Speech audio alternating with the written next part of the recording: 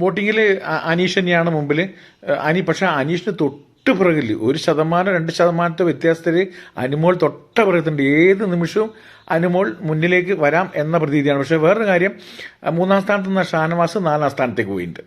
നെവിൻ ആ സ്ഥാനത്തെത്തി. നെവിന് ജനപിന്തുണ ഏറുന്നു എന്നാണ് ഇത് തെളിയിക്കുന്നത്. കാരണം നെവിൻ്റെ കുറേ നല്ല വശങ്ങളുണ്ട്, എന്നാൽ കുറേ വേണ്ടാത്ത കാര്യങ്ങൾ. പക്ഷേ നെവിൻ ഇന്നൊക്കെ അനുമോളോട് എല്ലാവരോടും സോറി പറഞ്ഞിരിക്കുന്നത്. അങ്ങോട്ടും ഇങ്ങോട്ടും സോറി പറയുന്ന എല്ലാം ഇപ്പോൾ സോറി പറയുന്ന ടൈമാണ്. ഇപ്പോൾ ഭയങ്കര സോറി പറച്ചില്ല.